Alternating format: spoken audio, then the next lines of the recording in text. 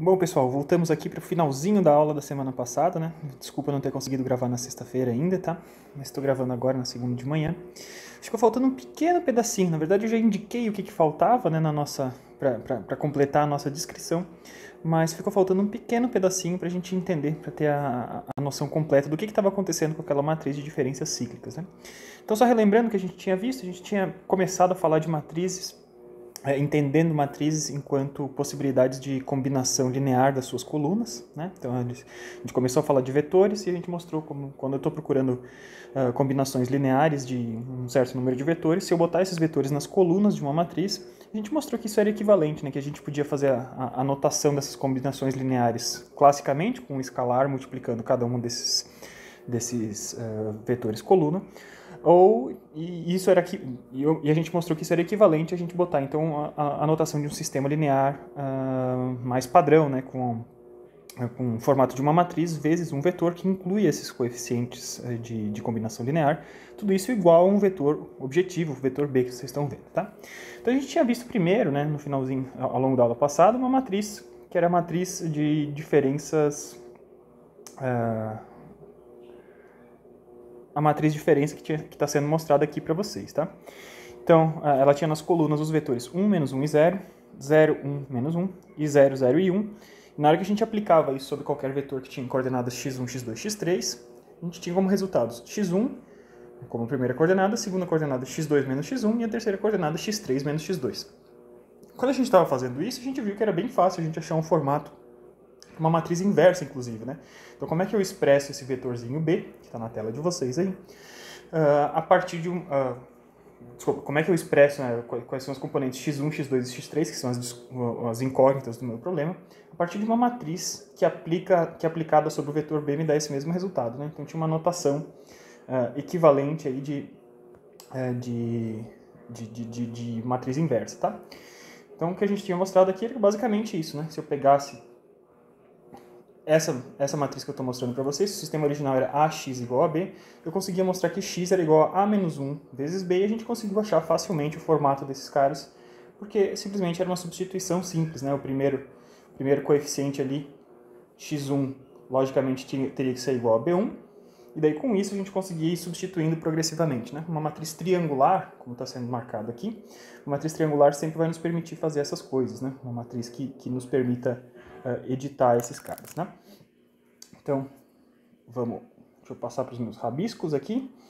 Então, quando uma matriz é triangular, se eu consigo chegar num formato triangular de matriz, eu vou conseguir sempre, então, fazer essa retrosubstituição uma coordenada por vez, né? Se a primeira coordenada eu só tenho, a primeira equação só vai envolver uma das coordenadas, isso vai ser diretamente igual a 1 do x1, e assim por diante, então eu consigo formar tranquilamente esse processo de matriz inversa, tá?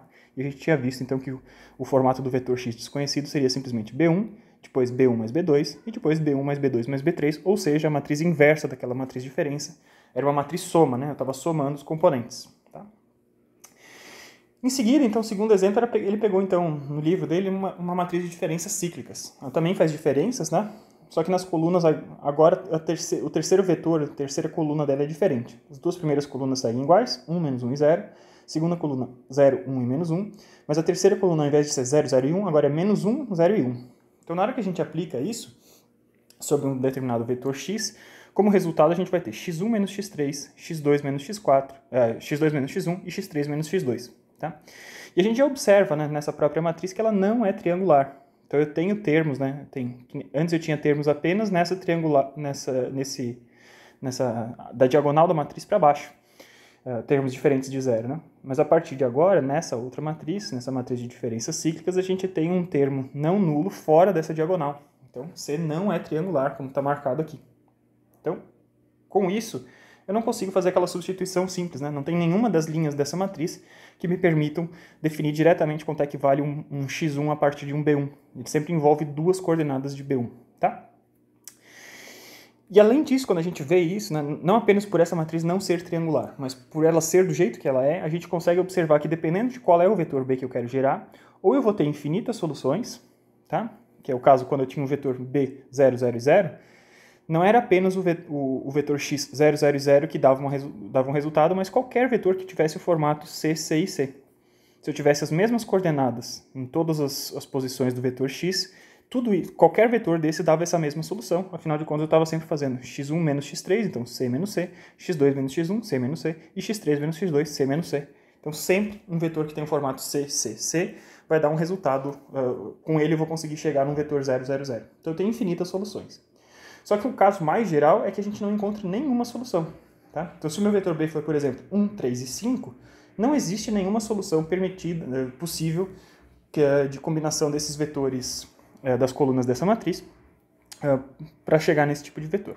Eu tinha falado bem no finalzinho da aula, então, que isso acontecia porque claramente o vetor W, né, o terceiro vetor, nesse nosso caso aqui dessa matriz de diferenças cíclicas, né, já é ele mesmo uma combinação dos vetores U e V. Ou seja, U, V e W não são linearmente independentes todos uns com relação aos outros. U, V e W estão no mesmo plano. Tá? Então vamos rever aqui quem que é essa matriz. Tá? Então eu tenho a matriz C, eu tinha coordenadas 1, menos 1 e 0, 0, 1 e menos 1, menos 1, 0 e 1. E agora a gente vai pegar então cada uma dessas colunas, tá? Que são esses vetores. 1, menos 1 e 0 é o primeiro vetor. Segundo vetor, que é a segunda coluna, 0, 1 e menos 1. E o terceiro vetor, terceira coluna, menos 1, 0 e 1. Então é relativamente tranquilo a gente ver como é que a gente consegue chegar, combinando os vetores U e V, como é que consegue chegar em W, né? Então se eu tenho que sobrar com menos 1 aqui, por exemplo, vamos experimentar fazer o seguinte, ó. Lembre-se que sempre, né, uma combinação linear tem essa cara, né? Um escalar A multiplicando o vetor U, um escalar B multiplicando o vetor V, e o que eu quero mostrar é que esses dois vetores combinados dão o vetor W. Certo? É isso que eu estou querendo demonstrar com esse passo que eu estou fazendo agora, tá? Então vamos dizer que eu pegue A igual a menos 1 e B igual a 1. Vamos ver se dá certo isso. Então eu vou ter menos 1 vezes o vetor U, 1, menos 1 e 0, e uma vez o vetor V, 0, 1 e menos 1. Vamos ver o que vai dar como resultado isso, tá? Então a gente tem menos 1 vezes 1 aqui em cima, dá menos 1, mais o 0, deu coordenada menos 1. Menos 1 vezes menos 1 dá mais 1, 1 mais 1 deu 2. Então não é essa combinação ainda que eu estava procurando, tá? Então a gente vai ter que tentar alguma combinação que chegue nesse resultado ali, beleza? Então menos 1 vezes 0 dá 0, 1 menos menos 1 dá menos 1 aqui. Como é que eu consigo chegar então no vetor W? Isso aqui vai ser diferente de W. Mas vai ter uma combinação de U e V que vai me dar W, né? Então vamos ver o que a gente precisa. Vamos manter o menos 1 aqui. Então se A for igual a menos 1 e B for igual então a... Se eu tenho que zerar aqui... Menos 1 vai dar 1... E B for igual a menos 1 também. Vamos ver se dá certo agora. Então eu vou ter menos 1 vezes 1, menos 1 e 0. Menos 1 vezes 0, 1 e menos 1. Isso vai me dar. Primeira coordenada segue sendo menos 1, né? Menos 1 vezes 1, menos 1 vezes 0. Agora, menos 1 vezes menos 1 dá mais 1. Com menos 1 vezes 1 dá menos 1, mais 1 com menos 1 deu 0. E agora menos 1 vezes 0 dá 0, e menos 1 vezes menos 1 dá mais 1. Então agora sim eu cheguei a uma combinação de U e de V que me dá W, tá bom? Então é possível expressar W. W, então, é uma combinação linear de U e V. E quando isso acontece, o que é a representação disso, né? Sempre que eu tenho dois vetores, lembre-se que no espaço tridimensional como esse que a gente está mostrando aqui, né, que eu tenho 3 coordenadas, dois vetores eles definem um plano, tá? Então vamos lá definir aqui, desenhar o nosso sisteminha, x, y e z, tá? Então eu tenho x, y e z. Z. Então o primeiro vetor é o vetor 1, menos 1 e 0. Então eu estou na direção de x eu estou em 1, aqui, na direção de y eu estou em menos 1, eu estou aqui, e na direção de z eu estou nessa altura mesmo, tá? Então eu estou aqui, nesse pontinho aqui, esse primeiro cara, desculpa que tá meio garranchado aqui, mas esse primeiro cara aqui é o vetor U. Em seguida, o vetor v está na coordenada 0 de x, na coordenada 1 de y, aqui, e na coordenada menos 1 de z. Tá aqui. Então, eu estou aqui nesse pontinho aqui. E esses dois camaradas, eles definem, então, um plano. Tá? Na hora que a gente fez essa combinação linear, né, esse aqui é o vetor v. Na hora que a gente mostrou que W é uma combinação linear de U e V, o que a gente está enxergando é que esse W vai estar nesse mesmo plano. Tá? Então, o que é o W? O W é a coordenada menos 1 de x, 0 de y e 1 de z. Então, esse aqui é o vetor W. E se vocês desenhassem isso aqui em 3 dimensões em algum software que mostrasse tranquilamente isso, tá? Vocês iam chegar ao seguinte, deixa eu mudar a cor da caneta aqui. Então, todos esses carinhas aqui, eles estão contidos em um mesmo plano. Tá, aqui, como a gente tem um desenho em 2 dimensões, né, fica meio difícil da gente enxergar, mas se vocês quiserem, vão atrás e desenhem. Então, esses 3 vetores que a gente tem, que são as colunas da minha matriz C, das diferenças cíclicas, né, todos eles estão no mesmo plano. Então, o que isso representa? Né? Qual que é a consequência disso para a gente? Ora, quando eu estou querendo gerar um vetor, se o meu B pertence a esse plano, que contém U e V, né, e W também, quando o vetor B pertence ao plano que contém U, V e W, a gente vai ter infinitas soluções. Porque a gente pode ter infinitas soluções porque eu posso escolher combinar o vetor U com o V, posso escolher combinar o vetor U com o W, combinar V com o W, e posso escolher coordenadas diferentes, né? Posso misturar esses caras todos. Então, qualquer vetor que estiver nesse plano, eu tenho várias opções.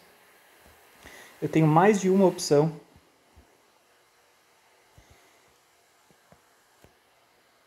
de combinação linear que gera qualquer vetor nesse plano. Então, eu tenho mais de uma opção de combinação linear para gerar qualquer vetor nesse plano.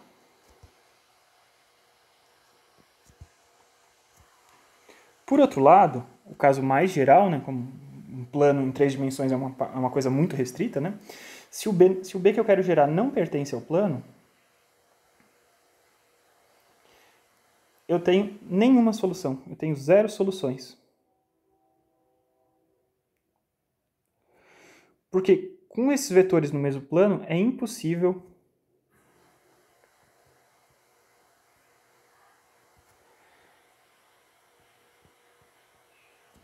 gerar vetores fora do plano através de uma combinação linear.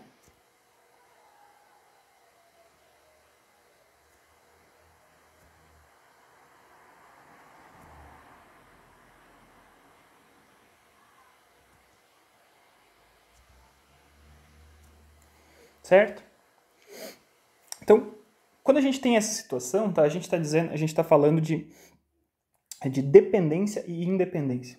Tá? Então, dependência linear.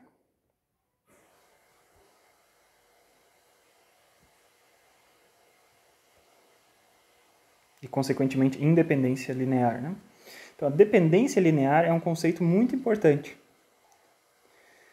Dependência linear está relacionada, então, se um vetor W pode ser escrito como uma combinação linear,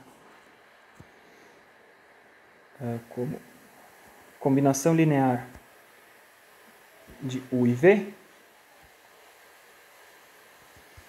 dizemos que ele é linearmente dependente de U e V.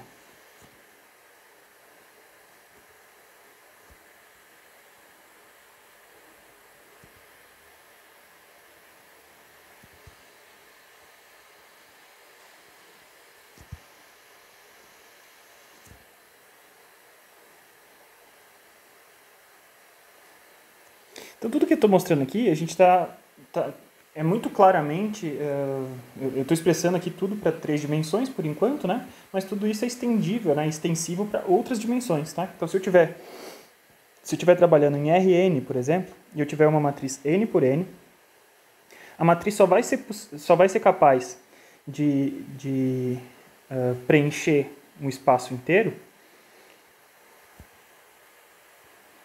se todas as n colunas dela forem independentes.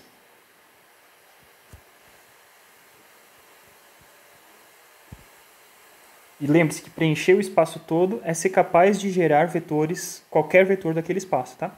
Então ele só preenche o espaço todo se todas as colunas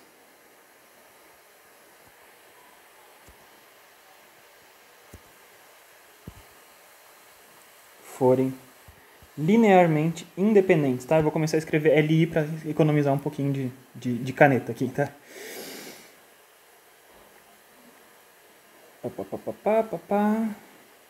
Então, como é que a gente consegue conferir esse tipo de coisa, tá? Então, ou quais são as consequências disso, né? Então, quando eu tenho colunas que são linearmente independentes, se todas as colunas são LI, se U, V e W são linearmente independentes, e eles são as colunas de uma matriz, então, uma matriz que tenha esses vetores nas colunas, né, U, V e W, a única combinação que vai gerar zero, tá? Então, sendo uma matriz assim, se eu tiver um vetorzinho B igual a zero, então a única possibilidade de eu chegar em B igual a zero é se os vetores x forem 0, 0 e 0. Tá? Isso é uma consequência aqui, eu não vou provar isso agora, tá? Mas num sistema linear AX igual a B, se você quer gerar o vetor nulo B, 0, 0, 0, a única possibilidade, quando a gente tem uma matriz como essa, é que x seja 0, 0, 0. Se por outro lado, U, V e W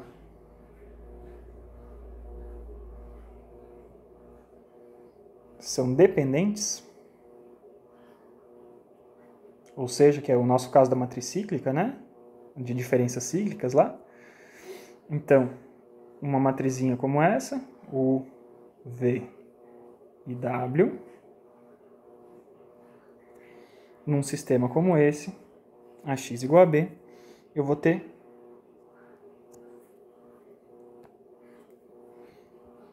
combinações quando B vale 0 para X diferente desse cara aqui.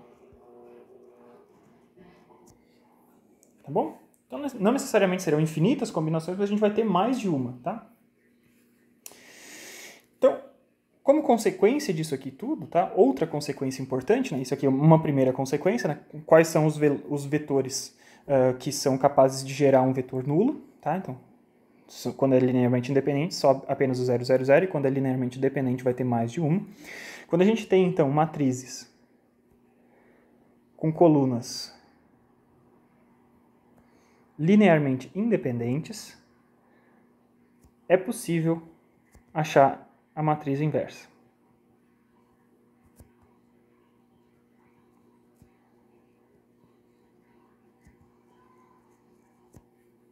Tá? A gente vai dizer que essa matriz vai ser invertível. Acho que é isso. Invertível ou inversível? Acho que é invertível. Tá? Depois eu confiro ali para vocês, na próxima aula eu corrijo se estiver errado.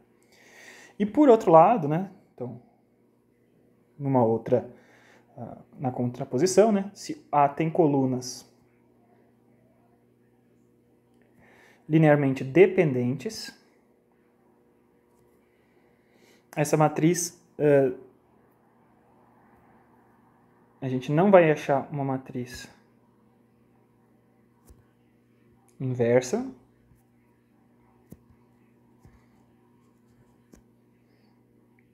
E a gente vai chamar A de matriz singular.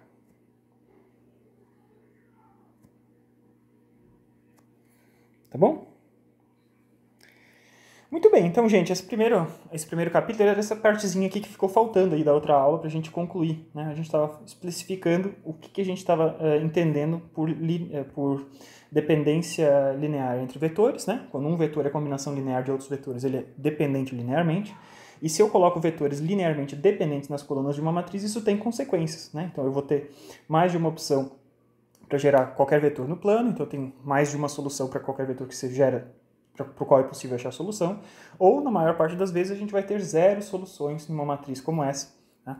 Porque eu não vou conseguir gerar um vetor que esteja fora desse plano definido pelas colunas dessa matriz. Tá? Então, dependência linear, a gente definiu bem claro, né? Se um vetor pode ser escrito como uma combinação linear de outros dois, ele vai ser linearmente dependente. E na hora que eu tenho, então, uma matriz com colunas linearmente independentes, a gente viu essas propriedades, né? Então, quando eu tenho dependência linear, vamos botar para o laranjinha aqui, independência linear, desculpa, as matrizes que têm colunas linearmente independentes, elas vão ser caracterizadas por isso aqui. Então, única possibilidade de eu achar um vetor nulo, né, um vetor B igual a 0, é se x for igual a 0. E além disso, né, isso também representa, se eu tiver colunas linearmente independentes, representa que é possível eu achar uma matriz inversa a menos 1. Por outro lado, quando eu tenho nas colunas vetores linearmente dependentes, a gente vai ter outras combinações que não apenas o vetor nulo, que me dão 0, 0, 0, tá? Se B for igual a 0, 0, 0, eu vou ter outras combinações. E além disso, né, a gente vai chamar que a gente vai dizer, vai perceber que a gente não vai conseguir encontrar uma matriz inversa, e a gente vai chamar essa matriz específica, tá? De uma matriz, esse tipo de matriz específica, de uma matriz singular. Tá bom? Então, para essa primeira parte introdutória, né, de fazer o link, de apresentar as matrizes como algo derivado da definição de vetores da álgebra que a gente tinha, era o que eu tinha para apresentar para vocês. Eu espero que vocês tenham entendido aqui os principais conceitos, espero que vocês consigam estudar e espero que vocês façam os exercícios da lista que eu já deixei para vocês fazerem, tá? Que é uma forma da gente praticar vários desses conceitos para vocês ficarem mais familiarizados com os conceitos que a gente está estudando e com a visualização de vetores e matrizes dentro do espaço, tá? A partir da próxima aula, da aula dessa semana ainda, né, da aula dessa quinta-feira, a gente vai começar a falar de sistemas lineares, né? Então a gente viu que uma matriz multiplicada por um vetor, uma das interpretações que a gente podia ter, era uma das representações possíveis, na verdade, de sistemas lineares de equações, tá? E a gente vai começar então a explorar mais quais são as técnicas para a gente resolver esses sistemas lineares. A gente vai usar várias coisas que a gente já usou, né? A gente viu que uma matriz triangular era uma boa ideia para a gente conseguir descobrir o vetor a partir de substituição. A gente vai usar essas coisas também. A gente vai estudar outras características das matrizes e a gente vai ver o que acontece com matrizes que são invertíveis, matrizes que são singulares. A gente vai ver várias dessas coisas ao longo dessa próxima aula, desse próximo módulo do curso, tá bom? Gente, eu espero que vocês estejam gostando do curso. Eu vou botar as notas de aula aqui para vocês disponíveis lá em formato PDF. Tá? E na quinta-feira, então, a gente volta, mas vamos fazendo os exercícios para que na quinta-feira a gente já consiga tirar algumas dúvidas desses caras, tá bom? Então, muito obrigado pela atenção de vocês e até quinta-feira. Tchau, tchau.